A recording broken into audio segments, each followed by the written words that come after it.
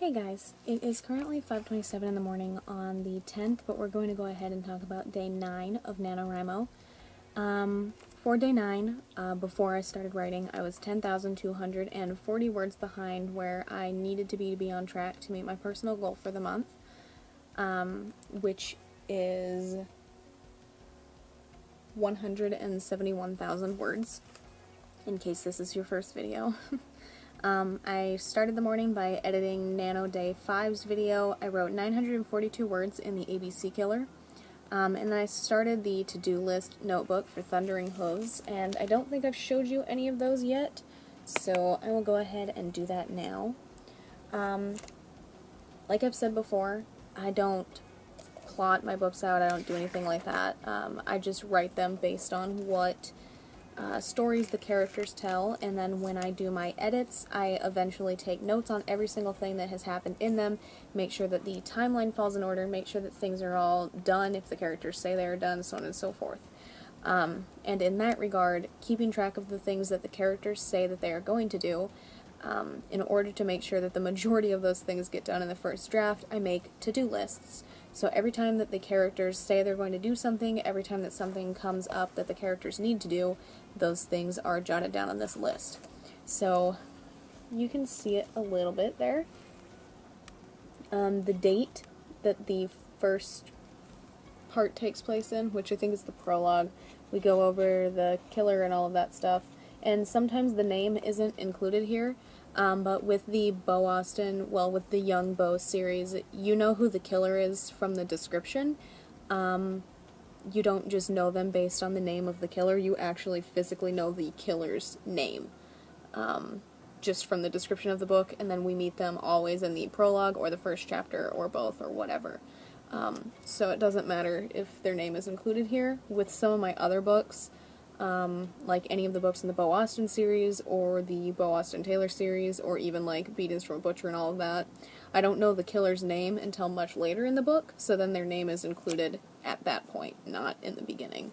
But here we have things like, go to crime scene, walk 2 miles through the woods to get to the body, examine the crime scene, and then that to-do list is broken down into several more points, like photograph the body, photograph surrounding area, measure, photograph, document, and collect potential evidence, stuff like that. And then every time that one of those things is completed, the little box is checkmarked. And then I typically go through and highlight stuff. So I always use a yellow highlighter to mark the dates, because yellow highlighters tends to stand out the most. And I'll go ahead and do that now. And then when it comes to stuff that is related to the case, I do blue. So in this case, the killer watching the victim die is a blue highlight.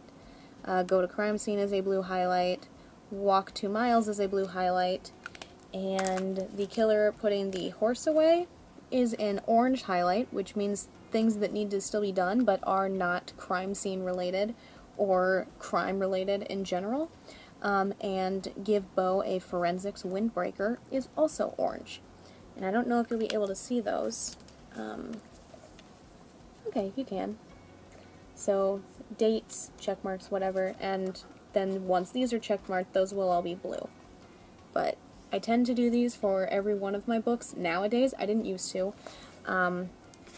But ever since, I don't know, for the last year or so, my memory has been garbage. And I have recently found out that that can also be a thyroid issue, so hooray. So now I pretty much have to keep things written down at all times. Before that, when it came to my books, I could write as many of them as I want, and I didn't really have to worry about writing stuff down, which is just kind of how I used to go about it, but, you know. But then I did work on Thundering Hooves, and I wrote 598 words there.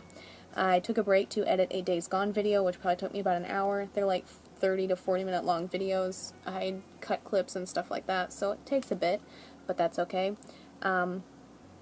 I do that on my PlayStation now, that I found out that there's an app on there that I can do that with, so it frees up my tablet. So in between that, I was still working on Untitled Mysteries, and by the end, I had done 2 sessions of that, and that was 2,524 words.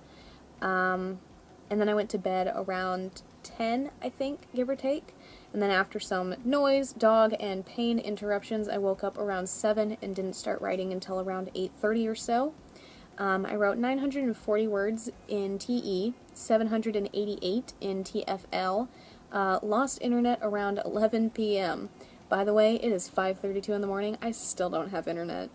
And that means that I can't do any editing because I'm currently editing TLA, and that's a Grammarly edit. I need internet to do that. No downloading clips for video editing, no uploading videos, no editing videos. I can only access offline docs that are updated to the current version. As far as I know, that is the majority of the documents on my tablet, which is good news. But there's always a chance that they're not updated, so that always sucks. But I believe the last thing that I worked on was my tablet for all of the documents, so they should all be updated to their most recent version. But once that happened, I didn't make pretty much any more progress. Because I was trying to fix the internet because the router is in my mom's room, so I spent the hour trying to fix it before she went to bed so that way I would have internet, but it didn't matter how many times I unplugged it and refreshed it and restarted it and unplugged it again. It didn't matter, it never came back. The little blue bar was always red, so maybe I'll have internet later on today for day 10. But altogether, I wrote 5,792 words for day 9, which was 92 words over my minimum for the day. And that put me at 4,448 words behind where I needed to be for day 9 to be on track to hitting my personal goal for the month. Hooray. But, yeah, the internet thing there at the end really threw me. Up until that point, I was doing pretty well with TE and TFL, especially since some of those books are generally slower. I was really happy with the stuff that was going on in TE. I was just very pleased with the conversation they were having. I won't go into super in-depth detail on that one, because again, it's one of the ones that I'm keeping closer to myself. But the two main characters were walking through the mall and discussing their favorite things and their most hated things, because they are acquaintances. They have known each other for just that day and like closer to like 30 minutes at that point. And for reasons I shall not share, they are trying their best to learn everything they can about each other. But I was really happy with the conversations they were having, because I thought that the in-between chat between the questions was really good. I was really happy with it. But yeah, that's all that I have for day 9. I'm hoping that day 10 I have internet at some point, because it's kind of keeping me from doing certain things, which sucks. Like, it's keeping me from making progress on editing more videos and uploading them and so on and so forth, and I'm still behind on editing videos, both in work in progress regards and Man of Darkness and Lost City of Z and Nano. I'm behind in a lot of video editing things, and I need to catch up, but if I don't have internet, I can't, which sucks, but working on it. But that's all that I have for day 9. I hope that Nano has been going well for you, and I hope it continues to go well for you. I hope you hit whatever your goal is this month, whether that be 50,000 or less than 50,000 or more than 50,000, or if you don't care about the 50,000 word goal at all and you're aiming for pages or hours or days or whatever. Whatever your goal is, I hope it's going well and that it continues to do so.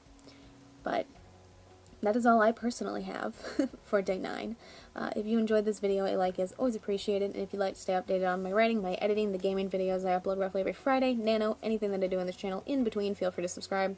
All the links to my authors pages, as well as the links to my social media, are in the description down below. Thank you guys so much for watching, and I'll see you in the next one. Bye for now.